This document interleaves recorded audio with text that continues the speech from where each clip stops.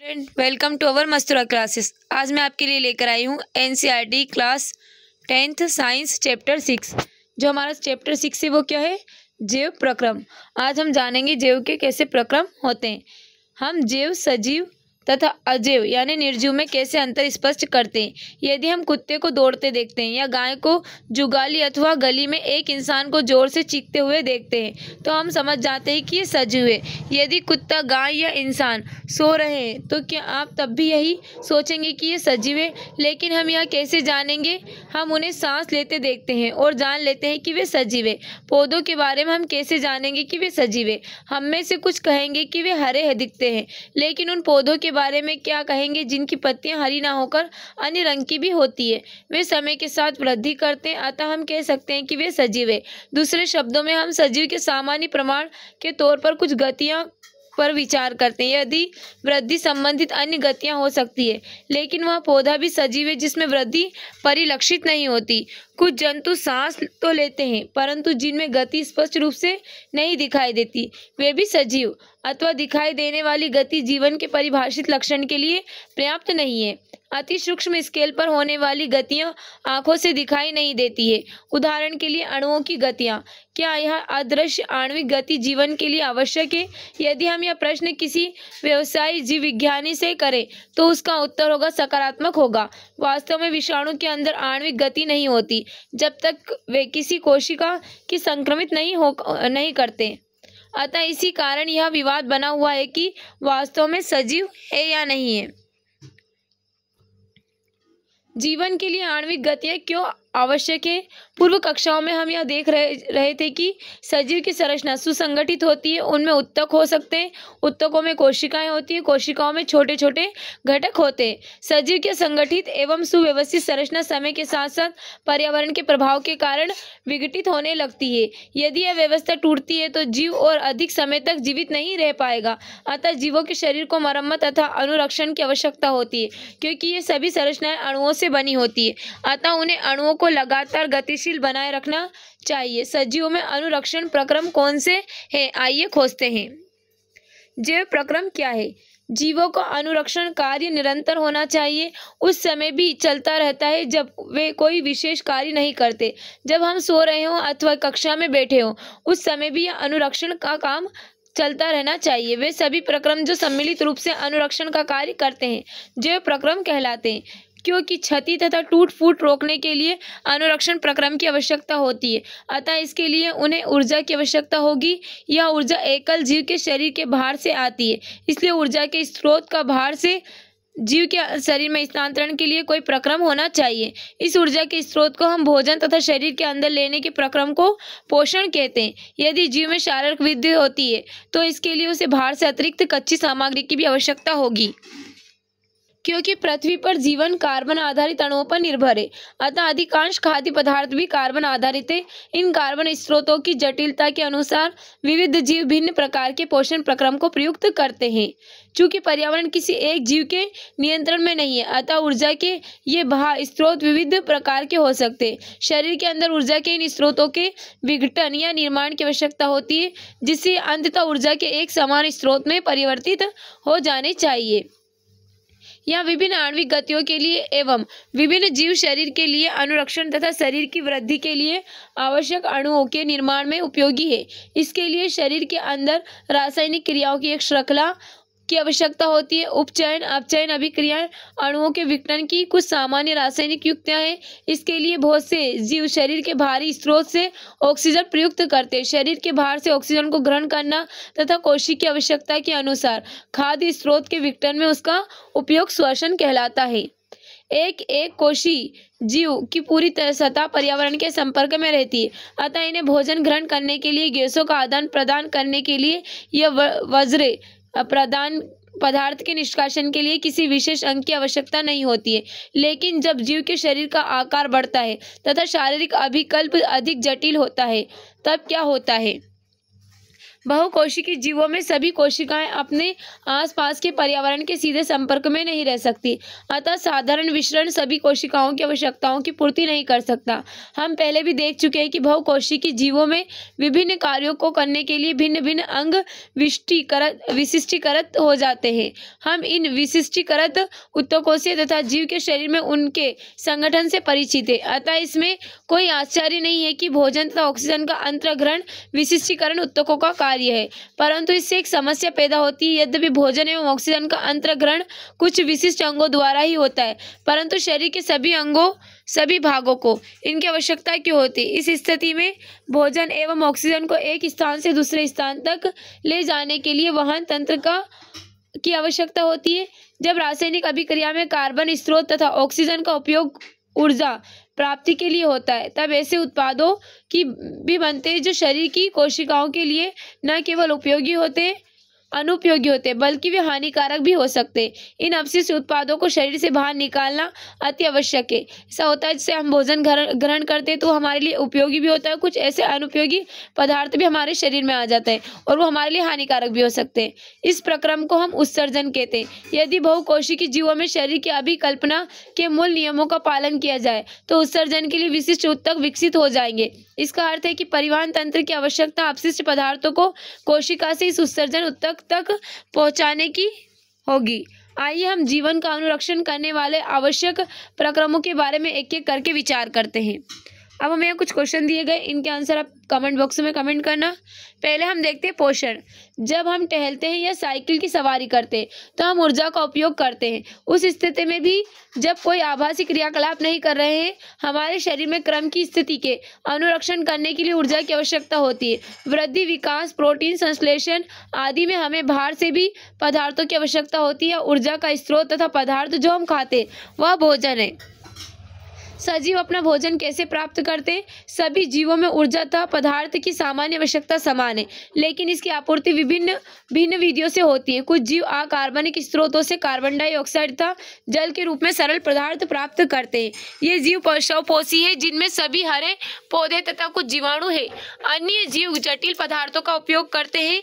इन जटिल पदार्थों को सरल पदार्थों में खंडित करना अनिवार्य, ताकि ये जीव समारक्षण तथा वृद्धि में प्रयुक्त हो सके। इसे प्राप्त करने के लिए जीव जैव उत्प्रेरक का उपयोग करते हैं, जिन्हें एंजाइम कहते हैं। अतः विषमपोषी उत्तरजीविता के लिए प्रत्यक्ष या परोक्ष रूप से स्वपोषी पर आश्रित होते हैं। जंतु तथा कवक इसी प्रकार के विषमपोषी जीवों में सम्मिलित है।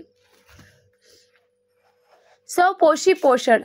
स्वपोषी जीव की कार्बन तथा ऊर्जा की आवश्यकताएं प्रकाश संश्लेषण द्वारा पूरी होती है। यह वह प्रक्रम है जिसमें स्वपोषी बाहर से लिए गए पदार्थों को ऊर्जा संचित रूप में परिवर्तित कर देता है। ये पदार्थ कार्बन डाइऑक्साइड तथा जल के रूप में लिए जाते हैं, जो सूर्य के प्रकाश तथा क्लोरोफिल की उपस्थिति में कार्बोहाइड्रेट में परिवर्तित कर दिए जाते हैं।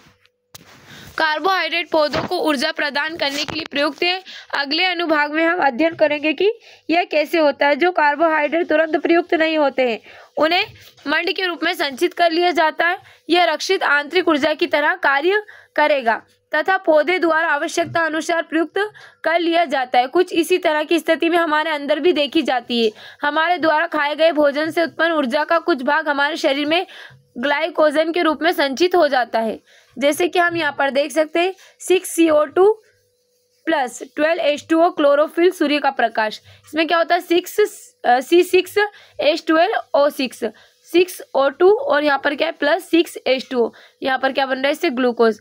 अब हम देखते हैं कि प्रकाश संश्लेषण में प्रक्रम में वास्तव में क्या होता है। इस प्रक्रम के दौरान निम्नलिखित घटनाएं होती है, जैसा कि हम यहाँ पर देख सकते हैं कौन कौन सी घटनाएं होती है। क्लोरोफिल द्वारा प्रकाश ऊर्जा को अवशोषित करना, प्रकाश ऊर्जा को रासायनिक ऊर्जा में रूपांतरित करना था, जल अणुओं का हाइड्रोजन तथा ऑक्सीजन में अपघटन, कार्बन डाइऑक्साइड का कार्बोहाइड्रेट में अपचयन। यह आवश्यकता नहीं है कि चरण तत्काल एक के बाद दूसरा हो। उदाहरण के लिए मर्दुभिद पौधे रात्रि में कार्बन डाइऑक्साइड लेते और एक मध्यस्थ उत्पाद बनाते, दिन में क्लोरोफिल ऊर्जा अवशोषित करके अंतिम उत्पाद बनाते हैं। आइए हम देखते हैं कि उपरोक्त अभिक्रिया का प्रत्येक घटक प्रकाश संश्लेषण के लिए किस प्रकार आवश्यक है। यदि आप ध्यानपूर्वक एक पत्ती की अनुप्रस्थ काट का सूक्ष्मदर्शी द्वारा अवलोकन करेंगे तो चित्र तो आप नोट करेंगे कि कुछ कोशिकाओं में हरे रंग के बिंदु दिखाई देते हैं। ये हरे बिंदु कोशिकांग हैं जिन्हें क्लोरोप्लास्ट कहते हैं। इनमें क्लोरोफिल होता है। आइए हम एक क्रियाकलाप करते हैं जो दर्शाता है कि प्रकाश संश्लेषण के लिए क्लोरोफिल की आवश्यकता है। जैसे कि हम यहाँ पर देख सकते हैं, हमको एक पत्ती का चित्र दिखाया गया है। ये क्या दिखाई दे रहा है हमको, इसका मध्य सिरा, ये पटल और ये इसका सिरा, और यहाँ पर क्या फ्लोएम जाइलम, संवहन मंडल और मोमी क्लोफिल, ऊपरी बाह्य त्वचा, हरित लवक, वायु कोश, और यहाँ पर क्या होता है द्वार कोशिका, और ये क्या है निचली बाह्य त्वचा। एक पत्ती की अनुप्रस्थ काट हमको यहाँ पर दिखाई गई है। अब आगे हम एक क्रियाकलाप देखते हैं। क्रियाकलाप 6.1, गमले में लगे एक सबलित पत्ती वाला पौधा लीजिए। उदाहरण के लिए मनी प्लांट या कॉटन का पौधा। पौधों को 3 दिन अंधेरे कमरे में रखिए ताकि उसका संपूर्ण मंड प्रयुक्त हो जाए। अब पौधे को लगभग 6 घंटे के लिए सूर्य के प्रकाश में रखिए। पौधे से एक पत्ती तोड़ लीजिए, इसमें हरे भाग को अंकित करिए तथा उन्हें एक कागज पर ट्रेस कर लीजिए। कुछ मिनट के लिए इस पत्ती को उबलते पानी में डाल दीजिए। इसके बाद इसे अल्कोहल से भरे बीकर में डुबो दीजिए। इस बीकर को सावधानी से जल उष्मक में रखकर तब तक गर्म करिए जब तक कि अल्कोहल उबलने ना लगे। पत्ती के रंग का क्या होता है, विलयन का रंग कैसा हो जाता है। आप कुछ मिनट के लिए इस पत्ती को आयोडीन के तनु विलयन में डाल दीजिए। पत्ती को बाहर निकालकर उसके आयोडीन को धो लीजिए। पत्ती के रंग का अवलोकन कीजिए और प्रारंभ में पत्ती का जो ट्रेस किया था उससे इसकी तुलना कीजिए। पत्ती के विभिन्न भागों में मंड उपस्थिति के बारे में आप क्या निष्कर्ष निकालते हैं। जैसे कि हम यहाँ पर देख सकते हैं, सबलित पत्ती मंड परीक्षण से पहले और मंड परीक्षण के बाद में। देखो आप यहाँ पर इसका पहले कैसा रंग था, यहाँ पर ये हरा था और बाद में कैसा हो गया, यहाँ पर नीला पड़ गया। अब हम देखते हैं, अब हम अध्ययन करते हैं कि पौधे कार्बन डाइऑक्साइड कैसे प्राप्त करते हैं। कक्षा 9वीं में हमने रंध्र की चर्चा की थी। चित्र 6.3 में जो पत्ती की सतह पर सूक्ष्म छिद्र होते, प्रकाश संश्लेषण के लिए गैसों का अधिकांश आदान प्रदान छिद्रों के द्वारा होता है। लेकिन यह जानना भी आवश्यक है कि गैसों का आदान प्रदान तने, जड़ और पत्तियों की सतह से भी होता है। इन रंध्रों से पर्याप्त मात्रा में जल की भी हानि होती है। अतः जब प्रकाश संश्लेषण के लिए कार्बन डाइऑक्साइड की आवश्यकता नहीं होती तब पौधा इन छिद्रों को बंद कर लेता है। छिद्रों का खुलना और बंद होना द्वार कोशिकाओं का एक कार्य है। द्वार कोशिकाओं में जब जल अंदर जाता है तो वे फूल जाती है और रंध्र का छिद्र खुल जाता है। इसी तरह जब द्वार कोशिकाएं सिकुड़ती है तो छिद्र बंद हो जाता है। जैसे कि हम यहाँ पर चित्र में देख सकते हैं, द्वार कोशिका हमको दिखाई दे रही है, रंध्र, छिद्र और यहाँ पर क्या हरित लवक, खुला, ये खुला हुआ दिख रहा है हमको, फिर ये क्या बंद रंध्र हमको दिखाई दे रहा है। प्रायोगिक व्यवस्था पोटेशियम हाइड्रोक्साइड के साथ पोटेशियम हाइड्रोक्साइड के बिना। Bell jar potassium hydroxide watch glass में, और यहाँ पर क्या देख रहे हैं हम, हाइड्रोक्साइड के बिना। क्रियाकलाप 6.2, लगभग समान आकार के गमले में लगे 2 पौधे लीजिए। 3 दिन तक उन्हें अंधेरे कमरे में रखिए। अब प्रत्येक पौधे को अलग अलग कांच पट्टिका में रखिए। एक पौधे के पास वाच गिलास पोटेशियम हाइड्रोक्साइड रखिए। पोटेशियम हाइड्रोक्साइड का उपयोग कार्बन डाइऑक्साइड को अवशोषित करने के लिए किया जाता है। चित्र 6.4 के अनुसार दोनों पौधों अलग अलग बेलजार से ढक दीजिए। जार के तले को सील करने के लिए कांच पट्टिका और वेसलिन लगा दें। इससे प्रयोग वायुरोधी हो जाता है। लगभग 2 घंटों के लिए पौधों को सूर्य के प्रकाश में रखिए। प्रत्येक पौधे से एक पत्ती तोड़िए तथा उपरोक्त क्रियाकलाप की तरह उसमें मंड की उपस्थिति की जांच कीजिए। क्या दोनों पत्तियां समान मात्रा में मंड की उपस्थिति दर्शाती है। इस क्रियाकलाप से आप क्या निष्कर्ष निकालते हैं। उपरोक्त 2 क्रियाकलापों के आधार पर क्या हम ऐसा प्रयोग कर सकते हैं जिससे प्रदर्शित हो सके कि प्रकाश संश्लेषण के लिए सूर्य के प्रकाश की आवश्यकता होती है। अब तक हम यह चर्चा कर चुके हैं कि स्वपोषी अपनी ऊर्जा आवश्यकता की पूर्ति कैसे करते हैं, लेकिन उन्हें भी अपने शरीर के निर्माण के लिए अन्य कच्ची सामग्री की आवश्यकता होती है। स्थलीय पौधे प्रकाश संश्लेषण के लिए आवश्यक जल की पूर्ति जड़ों द्वारा मिट्टी में उपस्थित जल के अवशोषण से करते हैं। नाइट्रोजन, फास्फोरस, लोहा तथा मैग्नीशियम सरीखे अन्य पदार्थ भी मिट्टी के से लिए जाते हैं। नाइट्रोजन एक आवश्यक तत्व है जिसका उपयोग प्रोटीन तथा अन्य यौगिकों संश्लेषण में किया जाता है। इसे अकार्बनिक नाइट्रेट या नाइट्राइट के रूप में लिया जाता है। इन्हें उन कार्बनिक पदार्थों के रूप में लिया जाता है जिन्हें जीवाणु वायुमंडलीय नाइट्रोजन से बनाते हैं।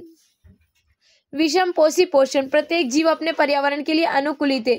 भोजन के स्वरूप एवं उपलब्धता के आधार पर पोषण की विधि विभिन्न प्रकार की हो सकती है। इसके अतिरिक्त यह जीव के भोजन ग्रहण करने के ढंग पर निर्भर करती है। उदाहरण के लिए यदि भोजन स्रोत अचल है जैसे कि घास या गतिशील है जैसे हिरण, दोनों प्रकार के भोजन का अभिगम का तरीका भिन्न भिन्न है तथा गाय व शेर किस पोषण उपकरण का उपयोग करते हैं। जीवों द्वारा भोजन ग्रहण करने के और उसके उपयोग की अनेक युक्तियां हैं। कुछ जीव भोज्य पदार्थों का विघटन शरीर के बाहरी कर देते हैं और तब उसका अवशोषण करते हैं। फफूंदी, यीस्ट तथा मशरूम आदि कवक इसके उदाहरण हैं। अन्य जीव संपूर्ण भोज्य पदार्थ का अंतःग्रहण करते हैं तथा उनका पाचन शरीर के अंदर होता है। जीव द्वारा किस भोजन का अंतःग्रहण किया जाए तथा उसके पाचन की विधि उसके शरीर की अभिकल्पना तथा कार्यशैली पर निर्भर करता है।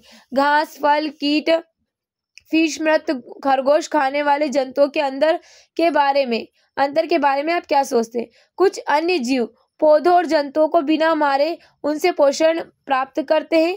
यह पोषक युक्तियां अमरबेल, किलनी, जू, लीच, फीता, कृमि, सरीखे बहुत से जीवों द्वारा प्रयुक्त होती है। जीव अपना पोषण कैसे करते हैं? क्योंकि भोजन और उसके अंतर्ग्रहण विधि भिन्न है अतः विभिन्न जीवों में पाचन तंत्र भी है। एक कोशिक जीवों में भोजन संपूर्ण सतह से लिया जा सकता है, लेकिन जीव की जटिलता बढ़ने के साथ साथ विभिन्न कार्य करने वाले अंग विशिष्ट हो जाते हैं। उदाहरण के लिए अमीबा कोशिक की सतह से उंगली जैसे अस्थायी प्रवर्ध की मदद से भोजन ग्रहण करता है। यह प्रवर्ध भोजन के कणों को घेर लेते हैं तथा संगलित होकर खाद्य रिक्तिका बनाते हैं।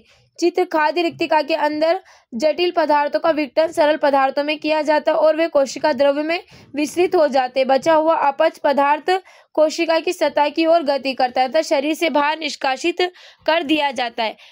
पैरामीजियम भी एक कोशिकी जीव है। इसकी कोशिका का एक निश्चित आकार होता है तथा भोजन एक विशिष्ट स्थान से ग्रहण किया जाता है। भोजन इस स्थान तक पक्षाभ की गति द्वारा पहुंचता है जो कोशिका की पूरी तरह को ढके होता है। अब हम यहाँ पर देखते हैं अमीबा में पोषण। केंद्रक खाद्यकण, ये क्या दिखाई दे रहा है? केंद्रक और ये खाद्यकण। यहाँ होता है कि पादाप कुटपाद, फिर यहाँ पर खाद्य रिक्तिका खाद्यकण, और फिर यहाँ पर हम इसका लास्ट देखते हैं अमीबा में कैसे पोषण मिल जाता है। मनुष्य में पोषण। आहार नाल मूल रूप से मुंह से गुदा तक विस्तारित एक लंबी नली है। चित्र 6.6 में हम इस नली के विभिन्न भागों को देख सकते हैं। जो भोजन हमारे शरीर में एक बार प्रविष्ट हो जाता है उसका क्या होता है? क्या इस प्रक्रम की चर्चा करते हैं? क्रियाकलाप 6.3 1 ml मंड का घोल 1% 2 परख नलियों ए तथा बी में लीजिए। परख नली ए में 1 ml लाल डालिए तथा दोनों परख नली को 20 से 30 मिनट तक शांत छोड़ दीजिए। अब प्रत्येक परख नली में कुछ बूंद तनु आयोडीन घोल की डालिए। किस परख नली में आपको रंग में परिवर्तित दिखाई दे रहा है? दोनों परख नलियों में मंड की उपस्थिति के बारे में क्या इंगित करता है? लार की मंड पर क्रिया के बारे में क्या दर्शाता है? हम तरह तरह के भोजन खाते हैं जिन्हें उसी भोजन नली से गुजरना होता है। प्राकृतिक रूप से भोजन को एक प्रक्रम से गुजरना होता है जिससे वह उसी प्रक्रम के छोटे छोटे कणों में बदल जाता है। इसे हम दांतों से चबाकर पूरा कर लेते हैं क्योंकि आहार अस्तर बहुत कोमल होता है, अतः भोजन को गीला किया जाता है ताकि इसका मार्ग आसान हो जाए। जब हम अपनी पसंद का कोई पदार्थ खाते तो हमारे मुंह में पानी आ जाता है। यह वास्तव में केवल जल नहीं है, यह लाला ग्रंथि से निकला हुआ एक रस है जिसे लाला रस या लार कहते हैं। जिस भोजन को हम खाते हैं उसका दूसरा पहलू उसकी जटिल रचना है। यदि इसका अवशोषण आहार नाल द्वारा करना है तो इसे छोटे छोटे अणुओं में खंडित करना होगा। यह काम जैव उत्प्रेरक द्वारा किया जाता है जिन्हें हम एंजाइम कहते हैं। लार में भी एक एंजाइम होता है जिसे लार एमिलेस कहते हैं। यह मंड जटिल अणु को सरल शर्करा में खंडित कर देता है।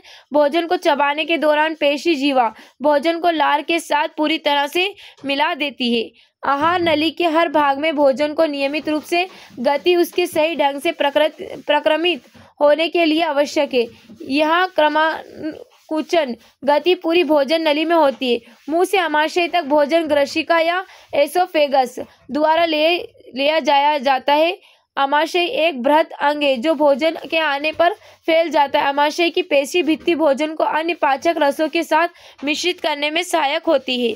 ये पाचन कार्य आमाशय की भित्ति में उपस्थित जठर ग्रंथियों के द्वारा संपन्न होते हैं।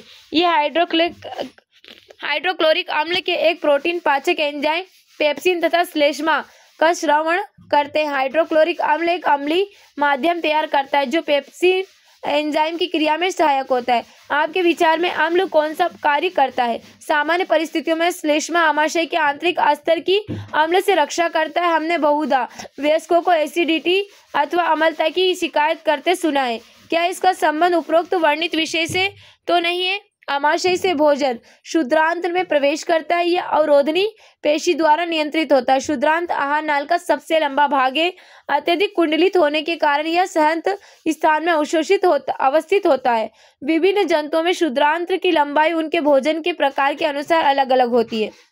घास खाने वाले शाकाहारी का सेल्यूलोज पचाने के लिए लंबी क्षुद्रांत्र की आवश्यकता होती है। मांस का पाचन सरल है, अतः बाघ जैसे मांसाहारी की क्षुद्रांत्र छोटी होती है।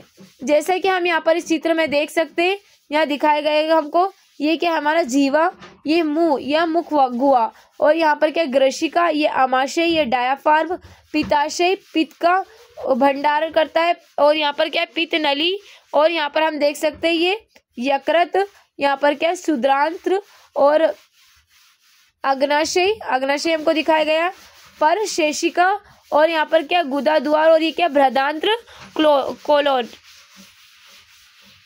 अब हम आगे देखते हैं। क्षुद्रांत्र कार्बोहाइड्रेट, प्रोटीन तथा वसा के पूर्ण पाचन का स्थल है। इस कार्य के लिए यकृत तथा अग्नाशय से स्रावण प्राप्त करती अमाशय से आने वाला भोजन अम्लीय है और अग्नाशयिक एंजाइमों की क्रिया के लिए उसे क्षारी बनाया जाता है। यकृत से स्रावित पीत रस इस कार्य को करता है। यह कार्य वसा पर क्रिया करने के लिए अतिरिक्त है। क्षुद्रांत्र में वसा बड़ी गोलिकाओं के रूप में होता है, जिससे उस पर एंजाइम का कार्य करना मुश्किल हो जाता है।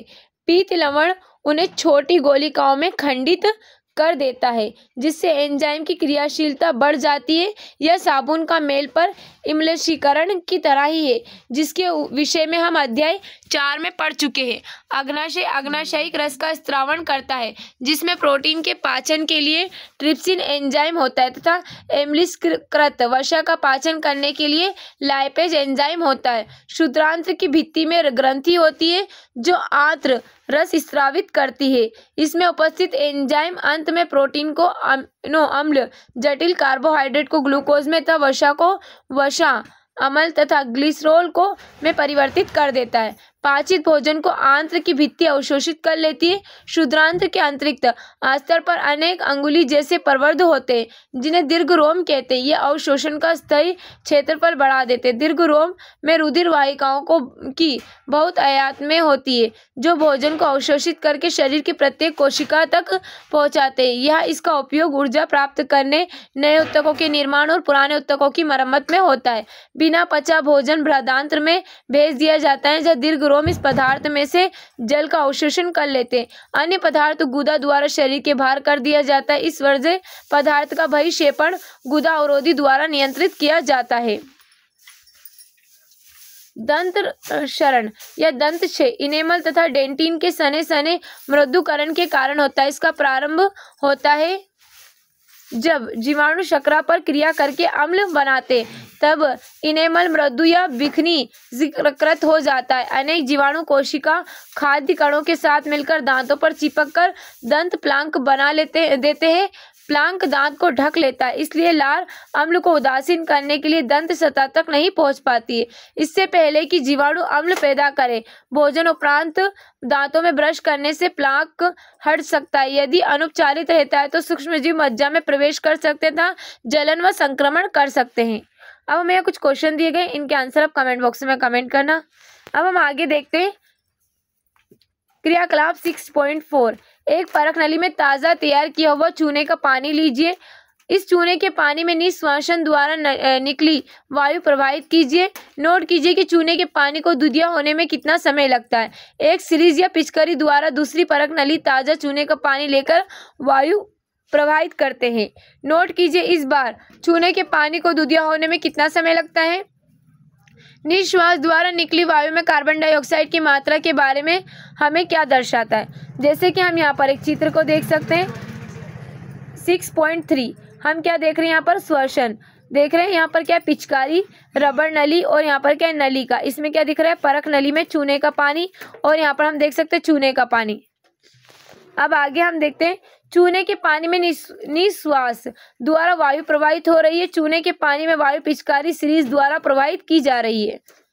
क्रियाकलाप 6.5, किसी फल का रस या चीनी का घोल लेकर उसमें कुछ यीस्ट डालिए। एक छिद्र वाली कोर्क लगी परख नली में इस मिश्रण को ले जाइए। कोर्क में मुड़ी हुई कांच की नली लगाइए। कांच की नली के स्वतंत्र सिरे को ताजा तैयार चूने के पानी वाली परख नली में ले जाइए। चूने के पानी में होने वाले परिवर्तनों को तथा इस परिवर्तन में लगने वाले समय के अवलोकन को नोट कीजिए। किण्वन के उत्पाद के बारे में हमें क्या दर्शाता है। पिछले अनुभाग में हम जीवों में पोषण पर चर्चा कर चुके हैं। जिन खाद्य पदार्थों का अंतर्ग्रहण पोषण प्रक्रम के लिए होता है, कोशिकाएं उनका उपयोग विभिन्न जीव प्रक्रम के लिए ऊर्जा प्रदान करने के लिए करती है। विविध जीव इसे भिन्न विधियों द्वारा करते हैं। कुछ जीव ऑक्सीजन का उपभोग ग्लूकोज को पूर्णतः कार्बन डाइऑक्साइड तथा जल में विखंडित करने के लिए करते हैं, जबकि कुछ अन्य जीव दूसरे पद का उपयोग करते हैं जिसमें ऑक्सीजन प्रयुक्त नहीं होती। इन सभी अवस्थाओं में पहला चरण ग्लूकोज एक 6 कार्बन वाले अणु का 3 कार्बन वाले अणु में पाइरुवेट में विखंडन है। यह प्रक्रम कोशिका द्रव में होता है। इसके पश्चात पाइरुवेट एथेनॉल तथा कार्बन डाइऑक्साइड में परिवर्तित हो सकता है। यह प्रक्रम किण्वन के समय यीस्ट में होता है। क्योंकि यह प्रक्रम वायु ऑक्सीजन की अनुपस्थिति में होता है, इसे अवायवीय श्वसन कहते हैं। पाइरुवेट का विखंडन ऑक्सीजन का उपयोग करके माइटोकॉन्ड्रिया में होता है। यह प्रक्रम 3 कार्बन वाले पाइरुवेट के अणु को विखंडित करके 3 कार्बन डाइऑक्साइड के अणु देता है। दूसरा उत्पाद जल है। क्योंकि यह प्रक्रम वायु ऑक्सीजन की उपस्थिति में होता है, यह वायवीय श्वसन कहलाता है। वायवीय श्वसन में ऊर्जा का मोचन अवायवीय श्वसन की अपेक्षा बहुत अधिक होता है। कभी कभी जब हमारी पेशी कोशिकाएं ऑक्सीजन का प्रभाव आभा हो जाता है तो पाइरुवेट के विखंडन के लिए दूसरा पथ अपनाया जाता है। यह पाइरुवेट एक अन्य 3 कार्बन वाले अणु लैक्टिक अम्ल में परिवर्तित हो जाता है। अचानक किसी क्रिया के होने से हमारी पेशियों में लैक्टिक अम्ल का निर्माण होना क्रैम्प का कारण हो सकता है। ऑक्सीजन की अनुपस्थिति हम देखते हैं यहाँ पर ग्लूकोज 6 कार्बन अणु कोशिका द्रव में, पाइरुवेट वायु में अणु ऊर्जा। ऑक्सीजन की अनुपस्थिति अब हम यहाँ पर देखते हैं हमारी पेशी कोशिकाओं में ऑक्सीजन का अभाव, लैक्टिक अम्ल प्लस ऊर्जा। 3 कार्बन अणु ऑक्सीजन की उपस्थिति में, कार्बन डाइऑक्साइड प्लस ऊर्जा प्लस जल माइटोकॉन्ड्रिया में, और ऑक्सीजन की अनुपस्थिति में yeast ethanol plus carbon dioxide plus ऊर्जा 2 कार्बन अणु। यहाँ पर हम इसको देख सकते हैं। विभिन्न पथों द्वारा ग्लूकोज का विखंडन हमको दिखाया गया है।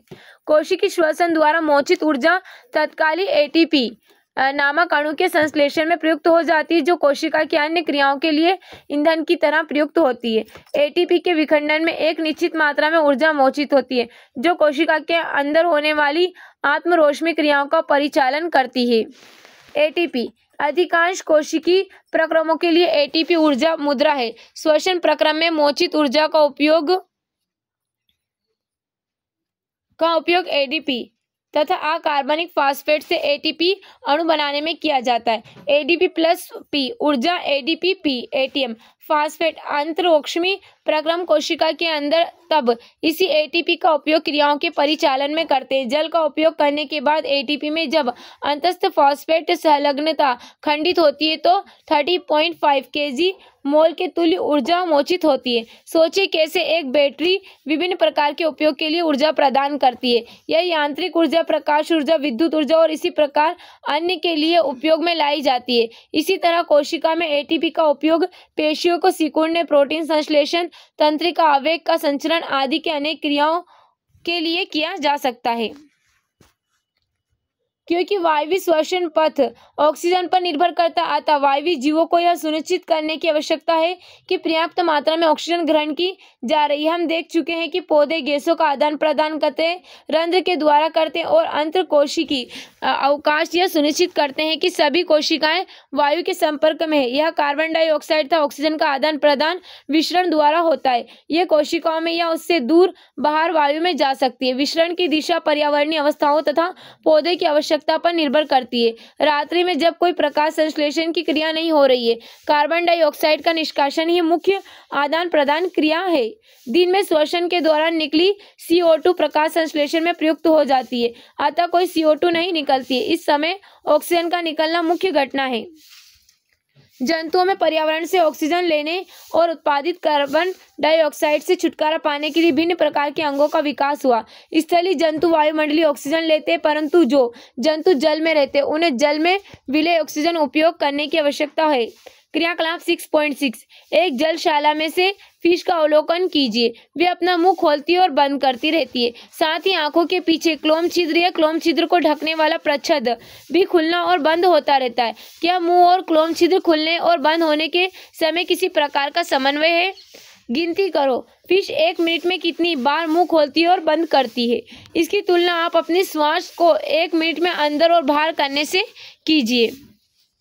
जो जीव जल में रहते हैं वे जल में विलेय ऑक्सीजन का उपयोग करते हैं, क्योंकि जल में विलेय ऑक्सीजन की मात्रा वायु में ऑक्सीजन की मात्रा की तुलना में बहुत कम है। इसलिए जलीय जीवों की श्वास दर स्थलीय जीवों की अपेक्षा द्रुत होती है। फिश अपने मुंह के द्वारा जल लेती है तथा बलपूर्वक इसे क्लोम तक पहुंचाती है, जहां विलेय ऑक्सीजन रुधिर ले लेता है।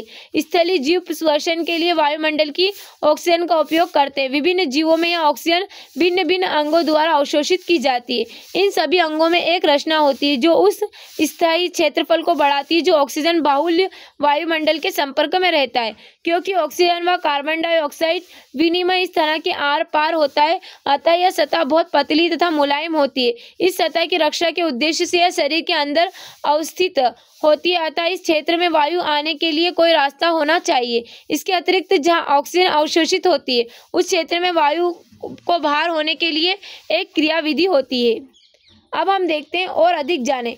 तंबाकू का सीधा उपयोग सिगार, सिगरेट, बीड़ी, हुक्का, गुटखा आदि के रूप में किसी उत्पाद का उपयोग हानिकारक है। तंबाकू का उपयोग आमतौर पर जीभ, फेफड़ों, दिल और यकृत को प्रभावित करता है। धुआं रहित तंबाकू भी दिल दौरे, स्ट्रोक, फुफ्फुसिया बीमारियों और कैंसर के कई अन्य रूपों के लिए एक प्रमुख जोखिम कारक है। भारत में गुटखा सेवन से मुख्य कैंसर की घटनाएं बढ़ रही है। स्वस्थ रहें, बस तंबाकू से बने उत्पादों के लिए नहीं कहें।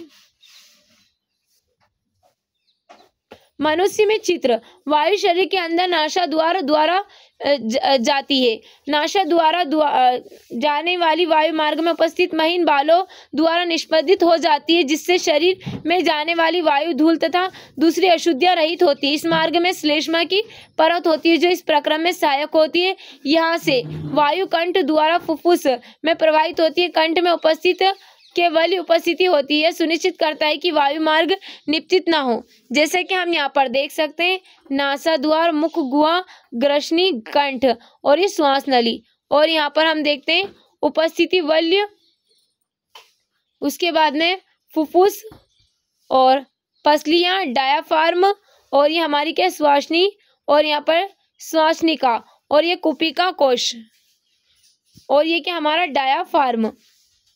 अब हम आगे देखते हैं, ये क्या हमारी कुपिका दिखाई दे रही है हमको और श्वासनिकाएं दिखाई दे रही है हमको। ये मानव श्वसन तंत्र का चित्र हम देख सकते हैं। फुफ्फुस के अंदर मार्ग छोटी और छोटी नलिकाओं में विभाजित हो जाता है तो अंत में गुब्बारे जैसी संरचना में अंतकृत हो जाता है, जिसे कुपिका कहते हैं। कुपिका एक सतह उपलब्ध कराती है जिससे गैसों का विनिमय हो सकता है। कुपिकाओं की भित्ति में रुधिर वाहिकाओं का विस्तीर्ण जाल होता है, जैसा हम प्रारंभिक वर्षों में देख चुके हैं। जब हम श्वास अंदर लेते हैं हमारी पसलियां ऊपर उठती है और हमारा डायाफ्राम चपटा हो जाता है। इसके परिणाम स्वरूप वक्ष गुहिकाएं बड़ी हो जाती है। इस कारण वायु फुफ्फुस के अंदर चूस ली जाती है और विस्तृत कुपिकाओं को भर लेती है। रुधिर शेष शरीर से कार्बन डाइऑक्साइड कुपिकाओं में छोड़ने के लिए लाता है। कुपिका रुधिर वाहिका का रुधिर कुपिका वायु से ऑक्सीजन लेकर शरीर के सभी कोशिकाओं तक पहुंचता है। श्वास चक्र के समय जब वायु अंदर और बाहर होती है, फुफ्फुस सदैव वायु का अवशिष्ट आयतन रखते हैं, जिससे ऑक्सीजन के अवशोषण तथा कार्बन डाइऑक्साइड के मोचन के लिए पर्याप्त समय मिल जाता है। अब हम यहाँ पर देखते हैं, धूम्रपान स्वास्थ्य के लिए हानिकारक है। फेफड़े का कैंसर दुनिया में मौत के सामान्य कारणों में से एक है। श्वास नली के ऊपरी हिस्से में छोटी छोटी बालों जैसी संरचनाएं होती है। सीने सीलिया कहते हैं। ये सीलियाँ सांस लेते वक्त अंदर ली जाने वाली वायु से रोगाणु, धूल और अन्य हानिकारक कणों को हटाने में मदद करती है। धूम्रपान करने से बालों जैसी संरचनाएं नष्ट हो जाती है, जिससे रोगाणु, धूल, धुआं और अन्य हानिकारक रसायन फेफड़ों में प्रवेश कर जाते हैं, जो संक्रमण, खांसी और यहाँ तक कि फेफड़ों के कैंसर का भी कारण बनते हैं। जैसे जैसे जंतुओं के शरीर का आकार बढ़ता है, अकेला विसरण दाब शरीर के सभी अंगों में ऑक्सीजन पहुंचाने के लिए अपर्याप्त है, उसकी दक्षता कम हो जाती है। फुफ्फुस की वायु में श्वसन वर्णक ऑक्सीजन लेकर उन ऊतकों तक पहुंचते हैं जिनमें ऑक्सीजन की कमी है। मानव में श्वसन वर्णक हीमोग्लोबिन है, जो ऑक्सीजन के लिए उच्च बंधुता रखता है। यह वर्णक लाल रुधिर कणिकाओं में उपस्थित होता है। कार्बन डाइऑक्साइड जल में अधिक विलेय है और इसलिए इसका परिवहन हमारे रुधिर में विलेय अवस्था में होता है। यदि कूपिकाओं की सतह को फैला दिया जाए तो यह लगभग 80 वर्ग मीटर क्षेत्र ढक लेगी।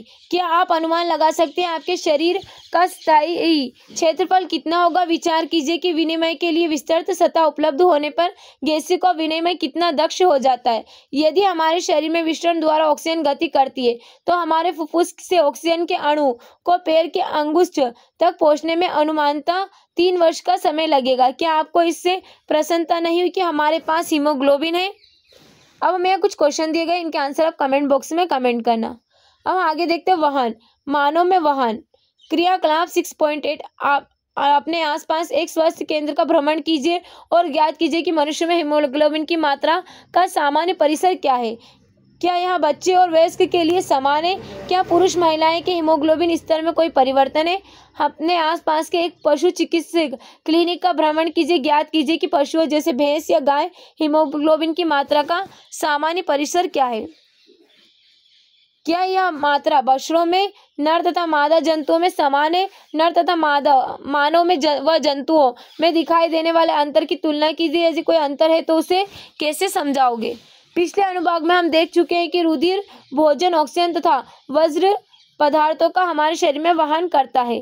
कक्षा 9 में हमने सीखा था कि रुधिर एक तरल संयोजी ऊतक है। रुधिर में एक तरल माध्यम होता है जिसे प्लाज्मा कहते हैं। इसमें कोशिकाएं निलंबित होती है। प्लाज्मा भोजन, कार्बन डाइऑक्साइड तथा नाइट्रोजनी वज्र पदार्थ का विलीन रूप में वहन करता है। ऑक्सीजन को लाल रुधिर कणिकाएं ले जाती है। बहुत से अन्य पदार्थ जैसे लवण का वहन भी रुधिर द्वारा होता है। अतः हमें एक पपन्य यंत्र की आवश्यकता होती है जो रुधिर अंगों को के आसपास धकेल सके। नलियों के एक परिपथ की आवश्यकता है जो रुधिर को सभी ऊतकों तक भेज सके था। एक तंत्र की जो यह सुनिश्चित करे कि इस परिपथ में यदि कभी टूट फूट होती है तो उसकी मरम्मत हो सके। अब देखते हैं हमारा पंप हृदय। हृदय एक पेशी अंग है जो हमारी मुट्ठी के आकार का होता है, क्योंकि रुधिर को ऑक्सीजन व कार्बन डाइऑक्साइड दोनों की वहन करना होता है। अतः ऑक्सीजन प्रचुर रुधिर को कार्बन डाइऑक्साइड युक्त रुधिर से मिलने को रोकने के लिए हृदय कई कोष्ठों में बटा होता है। कार्बन डाइऑक्साइड प्रचुर रुधिर को कार्बन डाइऑक्साइड छोड़ने के लिए फुफ्फुस में जाना होता है, तब फुफ्फुस में वापस ऑक्सीजनित रुधिर को हृदय में लाना होता है। यह ऑक्सीजन प्रचुर रुधिर तथा शरीर के शेष हिस्सों में पंप किया जाता है। हम इस प्रक्रम को विभिन्न चरणों में समझ सकते हैं। ऑक्सीजन प्रचुर रुधिर फुफ्फुस से हृदय में बाईं ओर स्थित कोष्ठ बायां अलिंद में आता है। इस रुधिर को एकत्रित करते समय बायां अलिंद शिथिल रहता है। जब अगला कोष्ठ बायां नीले फैलता है तब यह संकुचित होता है, जिससे रुधिर इसमें स्थानांतरित होता है। अपनी बारी पर जब पेशी बायां नीले संकुचित होता है तब रुधिर शरीर में पंपित हो जाता है। ऊपर वाला दायां कोष्ठ दायां आलिंद जब फैलता है तो शरीर से विऑक्सीजनित रुधिर इसमें आ जाता है। जैसे ही दायां आलिंद संकुचित होता है, नीचे वाला संगत कोष्ठ दायां नीले फैल जाता है। यह रुधिर को दाएं नीले में स्थानांतरित कर देता है, जो रुधिर ऑक्सीजनीकृत हेतु अपनी बारी पर फुफ्फुस में पंप कर देता है। आलिंद की अपेक्षा नीले की पेशी भित्ति मोटी होती है, क्योंकि नीले को पूरे शरीर में रुधिर भेजना होता है। जब आलिंद या नीले संकुचित होते हैं तो वाल्व उल्टी दिशा में रुधिर प्रवाह को रोकना सुनिश्चित करते हैं। अब हम यहाँ पर एक चित्र देख सकते हैं। क्या दिखाई दे रहा है हमको यहाँ पर? महाधमनी शरीर के ऊपरी भाग से महाशिरा, दायां आलिंद शरीर के निचले भाग से महाशिरा, फुफ्फुस धमनियां, फुफ्फुस शिराएं, बायां आलिंद। और यहाँ पर हम देखते हैं दायां नीले, विभाजिका बायां नीले। मानव हृदय का व्यवस्थात्मक का काट दृश्य हम देख सकते हैं।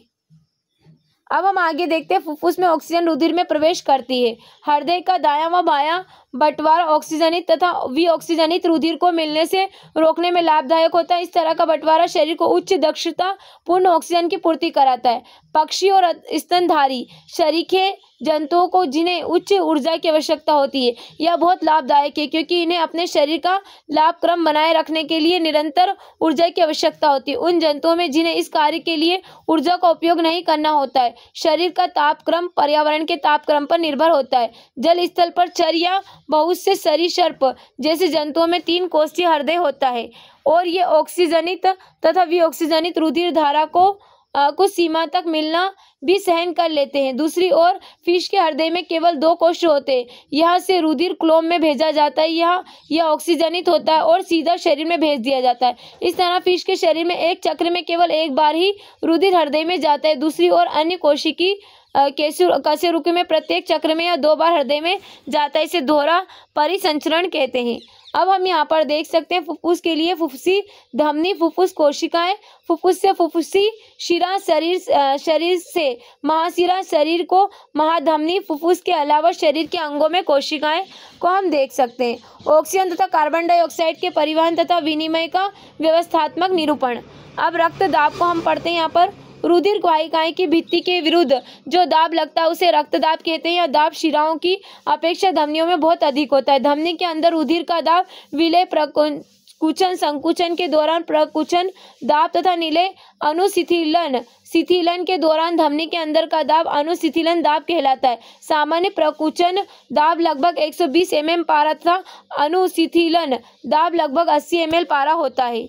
अब हम यहाँ पर देख सकते हैं, रक्त दाब 120 से 80, 120 प्रकुंचन, 80 अनुशिथिल मापा जाता है। रबड़ कफ या वायु से फूल गया। कफ में दाब 120 से ऊपर, धमनी बंद है। कफ में दाब 120 से नीचे, कफ में दाब 80 से नीचे। और यहाँ पर क्या, ध्वनि सुनाई नहीं देती। स्टेथोस्कोप से ध्वनि सुनी जाती है। धमनी बंद है और यहाँ पर क्या, रबड़ कफ वायु से फूल गया है और ये क्या, हमारी धमनियाँ। तो हम इसको देख सकते हैं। स्पाइगे में मैनोमीटर नामक यंत्र रक्तदाब नापा जाता है। उच्च रक्तदाब को अति तनाव भी कहते हैं और इसका कारण धमनिकाओं का सिकुड़ना। इससे रक्त प्रवाह में प्रतिरोध बढ़ जाता है। इससे धमनी फट सकती है तथा आंतरिक रक्त स्राव हो सकता है। नलिकाएं रुधिर वाहिकाएं। धमनी वे रुधिर वाहिकाएं हैं जो रुधिर को हृदय से शरीर के विभिन्न अंगों तक ले जाती है।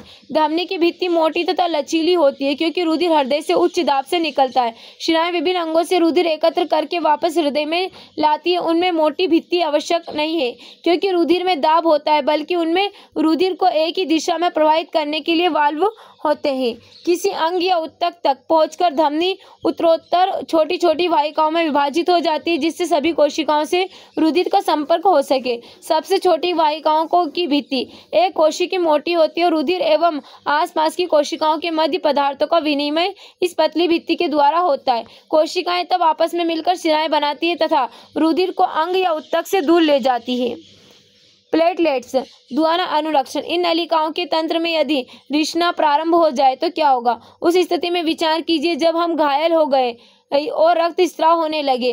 तंत्र से रुधिर की हानि प्राकृतिक रूप से कम होनी चाहिए। इसके अतिरिक्त रक्त स्राव से दाब में कमी आ जाएगी, जिससे पंपिंग प्रणाली की दक्षता में कमी आ जाएगी। इसे रोकने के लिए रुधिर में प्लेटलेट्स कोशिकाएं होती है जो पूरे शरीर के भ्रमण करती है और रक्त स्राव के स्थान पर रुधिर का धक्का बनाकर मार्ग अवरोध कर देती है। लसिका एक अन्य प्रकार का द्रव्य जो वहन में भी सहायता करता है। इसे लसिका या उत्तक तरल कहते हैं। कोशिकाओं की भित्ति में उपस्थित छिद्रों द्वारा कुछ प्लाज्मा प्रोटीन तथा रुधिर कोशिकाओं के बाहर निकलकर उत्तक के अंतरकोशिकीय आवास में आ जाते तथा उत्तक तरल या लसिका का निर्माण करते। यह रुधिर के प्लाज्मा की तरह ही है, लेकिन यह रंगहीन तथा इसमें अल्प मात्रा में प्रोटीन होते। लसिका अंतरकोशिकी अवकाश से लसिका कोशिकाओं में चला जाता है, जो आपस में मिलकर बड़ी लसिका वाहिका बनाती है और अंत में बड़ी शिरा में खुलती है। पचा हुआ तथा क्षुद्रांत द्वारा अवशोषित वसा का वहन लसिका द्वारा होता है और अतिरिक्त तरल को बाह्य कोशिकीय अवकाश में वापस से रुधिर में ले जाया जाता है। पादपों में परिवहन। हम पहले चर्चा कर चुके हैं कि पादप किस तरह CO2 सरीखे सरल यौगिक लेते हैं और प्रकाश संश्लेषण द्वारा ऊर्जा का भंडारण क्लोरोफिल युक्त अंगों विशेष रूप से पत्तियों में करते हैं। पादप शरीर के निर्माण के लिए आवश्यक कच्ची सामग्री अलग से प्राप्त की जाती है। पौधों के लिए नाइट्रोजन, फास्फोरस तथा दूसरे खनिज लवणों के लिए मृदा निकटतम तथा प्रचुरतम स्रोत है, इसलिए इन पदार्थों का अवशोषण जड़ों द्वारा जो मृदा के संपर्क में रहते हैं किया जाता है। यदि मृदा के संपर्क में आने वाले अंगों में तथा क्लोरोफिल युक्त अंगों में दूरी बहुत कम है तो ऊर्जा कच्ची सामग्री पादप शरीर के सभी भागों में आसानी से विस्तृत हो सकती है। यदि पादप शरीर के अभिकल्पना में परिवर्तन के कारण ये दूरियां बढ़ जाती है तो पत्तियों में कच्ची सामग्री तथा जड़ों में ऊर्जा उपलब्ध कराने के लिए विसरण प्रक्रम पर्याप्त नहीं होगा। ऐसी परिस्थितियों में परिवहन की एक सुदृढ़ प्रणाली की आवश्यकता हो जाती है। विभिन्न शरीर की अभिकल्पना के लिए ऊर्जा की आवश्यकता भिन्न होती है। पादप प्रचलन नहीं करते हैं और पादप शरीर का एक बड़ा अनुपात अनेक ऊतकों में मृत कोशिकाओं का होता है। इसके परिणाम स्वरूप पादपों को कम ऊर्जा की आवश्यकता होती है तथा वे अपेक्षाकृत धीमे वाहन तंत्र प्रणाली का उपयोग कर सकते हैं। जिन दूरियों पर परिवहन तंत्र का प्रचलन कर रहे हैं लंबे वृक्षों में वे बहुत अधिक हो सकती है। पादप वाहन तंत्र पत्तियों से भंडारित ऊर्जा युक्त पदार्थ तथा जड़ों से कच्ची सामग्री का वहन करेगा। ये दो पथ स्वतंत्र संगठित चालन नलिकाओं से निर्मित है। एक जाइलम जो मृदा से प्राप्त जल और खनिज लवणों को वहन करता है, दूसरा फ्लोएम पत्तियों से जहां प्रकाश संश्लेषण उत्पाद संश्लेषित होते हैं पौधे के अन्य भागों तक वहन करता है। हम इन ऊतकों की रचना विस्तार से कक्षा 9वीं में पढ़ चुके हैं। जल का परिवहन। जाइलम ऊतक में जड़ों, तनों, पत्तियों और वाहिकाओं तक आपस में जुड़कर जल समान वाहिकाओं का एक सतत जाल बनाती है जो पादप के सभी भागों से संबंध होता है। जड़ों की कोशिकाएं मृदा के संपर्क में तथा वे सक्रिय रूप से आयन प्राप्त करती है। यह जड़ और मृदा के मध्य आयन सांद्रण में एक अंतर उत्पन्न करता है। इस अंतर को समाप्त करने के लिए मृदा से जल जड़ में प्रवेश कर जाता है। इसका अर्थ है कि जल अनवरत गति से जड़ के जाइलम में जाता है और जल के स्तंभ का निर्माण करता है जो लगातार ऊपर की ओर धकेला जाता है। जो हम आमतौर पर पादपों की ऊंचाई देखते हैं, यह दाब जल को वहां तक पहुंचाने के लिए स्वयं से प्राप्त नहीं है। पादप जाइलम द्वारा अपने सबसे ऊंचाई के बिंदु तक जल पहुंचाने के लिए कोई और युक्ति करते हैं। क्रियाकलाप 6.9 लगभग एक ही आकार के तथा बराबर मृदा वाले दो गमले लीजिए। एक में पौधे लगा दीजिए तथा दूसरे गमले में पौधे की ऊंचाई की एक बड़ी छड़ी लगा दीजिए। दोनों गमलों की मिट्टी प्लास्टिक की शीट से ढक दीजिए जिससे कि नमी का वाष्पन ना हो सके।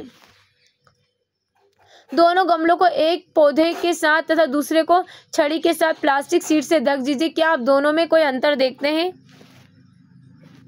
यह मानकर कि पादप को पर्याप्त जलापूर्ति जिस जल रुधिर रक्त रंध्र के द्वारा हानि हुई है उसका परिस्थापन पत्तियों में जाइलम वाहिकाओं द्वारा हो जाता है। वास्तव में कोशिका से जल के अणुओं का वाष्पन एक चूषण उत्पन्न करता है जो जल को जड़ों में उपस्थित जाइलम कोशिकाओं द्वारा खींचता है। पादप के वायवीय भागों द्वारा वाष्प के रूप में जल की हानि वाष्पोत्सर्जन कहलाती है। अतः वाष्पोत्सर्जन जल के अवशोषण एवं जल जड़ की पत्तियों तक जल तथा उसमें विलय खनिज लवणों के ऊपरमुखी गति में सहायक है। यह ताप के नियमन में भी सहायक है। जल के वहन में मूल दाब रात्रि के समय विशेष रूप से प्रभावी है। दिन में जब रंध्र खुले होते हैं तो वाष्पोत्सर्जन कर्षण जाइलम में जल की गति के लिए मुख्य प्रेरक बल होता है। भोजन तथा दूसरे पदार्थों का स्थानांतरण। तो पहले हम यहाँ पर देखते हैं वृक्ष के बारे में। जल वाष्प, यहाँ पर क्या मिल रहा है? जल वाष्प। एक वृक्ष में वाष्पोत्सर्जन के समय जल की गति को हम यहाँ पर देख सकते हैं। भोजन तथा दूसरे पदार्थों का स्थानांतरण। अब तक हम पादप में जल और खनिज लवणों की चर्चा कर चुके हैं। हम चर्चा करते हैं कि उपापचयी क्रियाओं के उत्पाद विशेष रूप से प्रकाश संश्लेषण जो पत्तियों में होता है तथा पादप के अन्य भागों में कैसे भेजे जाते। प्रकाश संश्लेषण के विलय उत्पादों का वहन स्थानांतरण कहलाता है और यह संवाहक ऊतक के फ्लोएम नामक भाग द्वारा होता है। प्रकाश संश्लेषण के उत्पादों के अलावा फ्लोएम अमीनो अम्ल तथा अन्य पदार्थों का परिवहन भी करता है। ये पदार्थ विशेष रूप से जड़ के भंडारण अंगों, फलों, बीजों तथा वृद्धि वाले अंगों में ले जाए जाते हैं। भोजन तथा अन्य पदार्थों का स्थानांतरण संलग्न साथी कोशिकाओं की सहायता से चालनी नलिका में ऊपरी मुखी तक अधोमुखी दोनों दिशाओं में होता है। जाइलम द्वारा परिवहन जैसे सामान्य भौतिक बलों द्वारा समझाया जा सकता है। से विपरीत फ्लोएम द्वारा स्थानांतरण है जो ऊर्जा के उपयोग से पूरा होता है। सुक्रोज सरीखे पदार्थ फ्लोएम उत्तक में एटीपी से प्राप्त ऊर्जा से ही स्थानांतरित होते हैं। यह उत्तक का प्रसारण दाब बढ़ा देता है जिससे जल इसमें प्रवेश कर जाता है। यह दाब पदार्थों के फ्लोएम से उत्तक तक ले जाता है। जहां दाब कम होता है यह फ्लोएम को पादप की आवश्यकता के अनुसार पदार्थों का स्थानांतरण करता है। उदाहरण के लिए बसंत में जड़ व तने के उत्तकों में भंडारित शर्करा का स्थानांतरण कलिकाओं में होता है जिसे वृद्धि के लिए ऊर्जा की आवश्यकता होती है। अब हमें कुछ क्वेश्चन दिए गए, इनके आंसर आप कमेंट बॉक्स में कमेंट करना। अब हम आगे देखते हैं उत्सर्जन। हम चर्चा कर चुके हैं कि जीव प्रकाश संश्लेषण तथा श्वसन में जनित वर्ज्य गैसों से कैसे छुटकारा पाते। अन्य उपापचयी क्रियाओं में जनित नाइट्रोजन युक्त पदार्थों का निकलना आवश्यक है। वह जैव प्रक्रम जिसमें एक हानिकारक उपापचयी वर्ज्य पदार्थों का निष्कासन होता है उत्सर्जन कहलाता है। विभिन्न जंतु इसके लिए विविध युक्तियां करते हैं। बहुत से एक कोशी जीव इन अपशिष्टों को शरीर की सतह से जल में विस्तारित कर देते हैं। जैसा हम अन्य प्रक्रम में देख चुके हैं, जटिल बहुकोशिकाएं जीव इस कार्य को पूरा करने के लिए विशिष्ट अंगों का उपयोग करते हैं। मानव में उत्सर्जन। मानव के उत्सर्जन तंत्र में एक जोड़ा वृक्क, एक मूत्रवाहिनी, एक मूत्राशय तथा एक मूत्र मार्ग होता है। वृक्क उदर में रीढ़ हड्डी के दोनों ओर स्थित होते हैं। वृक्क में मूत्र बनने के बाद मूत्रवाहिनी में होता हुआ मूत्राशय में आ जाता है। यह तब तक एकत्र रहता है जब तक कि मूत्र मार्ग से यह निकल नहीं जाता है। मूत्र किस प्रकार तैयार होता है। मूत्र बनने का उद्देश्य रुधिर में से वर्ज्य पदार्थों का छानकर बाहर करना है। फुफ्फुस में CO2 रुधिर से अलग हो जाती है जबकि नाइट्रोजनी वज्र पदार्थ जैसे यूरिया, यूरिक अम्ल वृक्क में रुधिर से अलग कर लिया जाता है। यह कोई आश्चर्य की बात नहीं है कि वृक्क में आधारी निस्यंदन एकक फुफ्फुस की तरह ही बहुत पतली भित्ति वाली रुधिर कोशिकाओं का एक गुच्छा होता है। वृक्क प्रत्येक कोशिका गुच्छ का एक नलिका के कप में के आकार के लिए सिरे के अंदर होता है। यह नलिका छने हुए मूत्र को एकत्र करती है। प्रत्येक वृक्क में से अनेक निस्यंदन एकक होते हैं जिन्हें वृकाणु नेफ्रॉन कहते हैं। जैसे कि हम यहाँ पर इस चित्र में देख सकते हैं, मानव उत्सर्जन का तंत्र का चित्र दिखाई दे रहा है हमको। ये क्या होता है, भावृक्क धमनी दिखाई दे रही है हमारा। ये भावृक्क के बाई वृक्क शिरा दिखाई दे रही है महाधमनी बाई और ये क्या मूत्रवाहिनी दिखाई दे रही है महाशिरा, और ये क्या मूत्राशय, और इसके बाद में हमारा आता है मूत्र मार्ग शीशन में। तो ये मानव उत्सर्जन तंत्र का हम चित्र देख सकते हैं जो आपस में निकटता से पैक रहते। प्रारंभिक निस्यंदन में कुछ पदार्थ जैसे ग्लूकोज, अमीनो अम्ल, लवण और प्रचुर मात्रा में जल रह जाते हैं। जैसे जैसे मूत्र इस नलिका में प्रवाहित होता है इन पदार्थों का चयनित पुनर्अवशोषण हो जाता है। जल की मात्रा पुनर्अवशोषण शरीर में उपलब्ध अतिरिक्त जल की मात्रा पर तथा कितना विलेय वर्ज्य उत्सर्जित करना है पर निर्भर करता है। प्रत्येक वृक्क बनने वाला मूत्र एक लंबी नलिका मूत्रवाहिनी में प्रवेश करता है जो वृक्क को मूत्राशय से जोड़ती है। मूत्राशय में मूत्र भंडारित रहता है जब तक कि फैले हुए मूत्राशय का दाब मूत्र मार्ग द्वारों से बाहर न कर दे। मूत्राशय पेशी होता है तथा अतः यह तंत्रिका नियंत्रण में, इसकी चर्चा हम कर चुके। परिणाम स्वरूप हम प्रिया मूत्र निकासी को नियंत्रित कर लेते हैं। अब हम यहाँ आगे देखते हैं कोशिका गुच्छ बोमन संपुट ग्लामेरुलस वृकाणु का नलिकाकार भाग, वृक्क धमनी की शाखा, वृक्क शिरा की शाखा, वृक्क धमनी संग्राहक वाहिनी। यहाँ हम देख सकते हैं एक वृकाणु की रचना। कृत्रिम वृक्क अपोहन उत्तरजीविता के लिए वृक्क जैसे जैव अंग है। कई कारक जैसे संक्रमण, आघात या वृक्क में सीमित रुधिर प्रवाह वृक्क की क्रियाशीलता को कम कर देते हैं। यह शरीर में विषैले अपशिष्ट को संचित कराता है जिससे मृत्यु भी हो सकती है। वृक्क के अक्रिय होने की अवस्था में कृत्रिम वृक्क का उपयोग किया जा सकता है। एक कृत्रिम वृक्क नाइट्रोजनी अपशिष्ट उत्पादों को रुधिर से अपोहन द्वारा निकालने की युक्ति है। कृत्रिम वृक्क बहुत सी अर्ध परागम्य अस्तर वाली नलिकाओं से युक्त होती है। नलिकाएं अपोहन द्रव्य से भरी टंकी में लगी होती है। इस द्रव्य का प्रसारण दाब रुधिर जैसा ही होता है, लेकिन इसमें नाइट्रोजनी अपशिष्ट नहीं होते। रोगी के रुधिर को इन नलिकाओं से प्रवाहित कराते हैं। इस मार्ग में रुधिर से अपशिष्ट उत्पाद विसरण द्वारा अपोहन द्रव्य में आ जाते हैं। शुद्धिकृत रुधिर वापस रोगी के शरीर में पंपित कर दिया जाता है। यह वृक्क के कार्य के समान है, लेकिन एक अंतर है, इसमें कोई पुनर्शोषण नहीं होता है। यह प्रक्रिया एक स्वस्थ वयस्क में प्रतिदिन 180 लीटर आरंभिक निस्यंदन वृक्क में होता है। यद्यपि एक दिन में उत्सर्जित मूत्र का आयतन वास्तव में 1 या 2 लीटर है, क्योंकि शेष निस्यंदन वृक्क नलिकाओं में पुनर्अवशोषित हो जाता है। अब हम यहाँ पर आगे देखते हैं। धमनी में पंप का मार्ग, चयनित परागम्य झिल्ली की बनी नलिका, और यहाँ पर क्या अपोहन विलयन, अपोहन के लिए ताज़ा विलयन, अपोहन के बाद का विलयन, यूरियन या अतिरिक्त लवण। हम देख सकते हैं इसको, ये उपकरण से शिरा का मार्ग हमको दिखाया गया है। अब हम आगे देखते हैं। पादप में उत्सर्जन। पादप उत्सर्जन के लिए जंतुओं से बिल्कुल भिन्न युक्तियां प्रयुक्त करते हैं। प्रकाश संश्लेषण में जनित ऑक्सीजन भी अपशिष्ट उत्पाद कही जा सकती है। हम पहले चर्चा कर चुके हैं कि पौधे ऑक्सीजन तथा कार्बन डाइऑक्साइड के साथ कैसा व्यवहार करते हैं। वे अतिरिक्त जल में वाष्पोत्सर्जन द्वारा छुटकारा पा सकते हैं। पादपों में बहुत से ऊतक मृतक कोशिकाओं के बने होते हैं और वे अपने कुछ भागों जैसे पत्तियों का क्षय भी कर सकते हैं। बहुत से पादप अपशिष्ट उत्पाद कोशिकाओं की रिक्तिका में संचरित रहते हैं। पौधे से गिरने वाली पत्तियों में भी अपशिष्ट उत्पाद संचरित रहते हैं। अन्य अपशिष्ट उत्पाद रेजिन तथा गोंद के रूप में विशेष रूप से पुराने जाइलम से संचित रहते हैं। पादप भी कुछ अपशिष्ट पदार्थों को अपने आसपास की मृदा में उत्सर्जित करते हैं। अब हम आगे देखते हैं, यहाँ पर विचार करें। अंगदान। अंगदान एक उदार कार्य है जिसमें किसी ऐसे व्यक्ति को अंगदान किया जाता है जिसका कोई अंग ठीक से कार्य ना कर रहा हो। यह दान दाताओं और उनके परिवार वालों की सहमति द्वारा किया जा सकता है। अंग और उक्त दान में दान दाता की उम्र व लिंग मायने नहीं रखता। प्रत्यारोपण किसी व्यक्ति के जीवन को बचा या बदल सकता है। ग्राही के अंग खराब अथवा बीमारी की या चोट की वजह से क्षतिग्रस्त होने के कारण अंग प्रत्यारोपण आवश्यक हो जाता है। अंगदान में किसी एक व्यक्ति दाता के शरीर से शल्य चिकित्सा द्वारा अंग निकालकर किसी अन्य व्यक्ति ग्राही के शरीर में प्रत्यारोपित किया जाता है। सामान्य प्रत्यारोपण में कॉर्निया, गुर्दे, दिल, यकृत, अग्नाशय, फेफड़े, आंत, अस्थि मज्जा शामिल है। अधिकांशतः अंगदान व ऊतक दान दाता की मृत्यु के ठीक बाद होते हैं या जब डॉक्टर किसी व्यक्ति के मस्तिष्क को मृत घोषित करता है तब। लेकिन कुछ अंगों जैसे गुर्दे, यकृत का कुछ भाग, फेफड़े इत्यादि और ऊतकों का दान दाता के जीवित होने पर भी किया जा सकता है। अब हमें कुछ क्वेश्चन दिए गए, इनके आंसर आप कमेंट बॉक्स में कमेंट करना। अब हम आगे देखते हैं आपने क्या सीखा। विभिन्न प्रकार की गतियों को जीवन सूचक माना जा सकता है। जीवन के अनुरक्षण के लिए पोषण, श्वसन, शरीर के अंदर पदार्थों का संवहन तथा अपशिष्ट ऊतकों उत्पादों का उत्सर्जन आदि प्रक्रम आवश्यक है। उपसवपोषी पोषण में पर्यावरण से सरल अकार्बनिक पदार्थ लेकर तथा भाप ऊर्जा स्रोत जैसे सूर्य का उपयोग करके उच्च ऊर्जा वाले जटिल कार्बनिक पदार्थों का संश्लेषण करना है। विषम पोषी पोषण में दूसरे जीवों द्वारा तैयार किए गए जटिल पदार्थों का अंतर्ग्रहण होता है।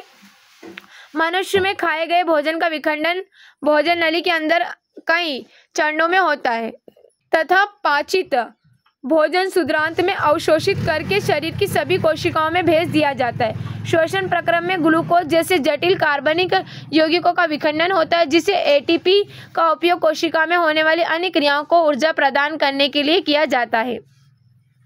श्वसन वायवी या अवायवी हो सकता है। वायवी श्वसन में जीव को अधिक ऊर्जा प्राप्त होती है। मनुष्य में ऑक्सीजन, कार्बन डाइऑक्साइड, भोजन तथा उत्सर्जित उत्पाद शरीर के पदार्थों का वहन परिसंचरण तंत्र का कार्य होता है। परिसंचरण तंत्र हृदय में रुधिर तथा रुधिर वाहिकाएं होती है।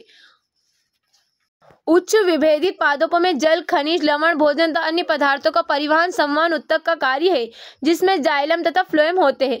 मनुष्य में उत्सर्जित उत्पाद विलय नाइट्रोजनी यौगिक के रूप में वृक्क में वृक्काणु नेफ्रॉन द्वारा निकाले जाते हैं। पादप अपशिष्ट पदार्थों से छुटकारा प्राप्त करने के लिए विविध तकनीकों का उपयोग करते हैं। उदाहरण के लिए अपशिष्ट पदार्थ कोशिका रिक्तिका में संचित किए जा सकते हैं या गोंद व रेजिन के रूप में तथा गिरती पत्तियों द्वारा दूर किया जा सकता है या ये अपने आसपास की मृदा में उत्सर्जित कर देते हैं। अब हमें यहाँ पर कुछ अभ्यास के लिए कुछ क्वेश्चंस दिए गए। इन क्वेश्चंस के आंसर आप कमेंट बॉक्स में कमेंट करना। उम्मीद है जो हमारा आज का चैप्टर आपको अच्छा लगा।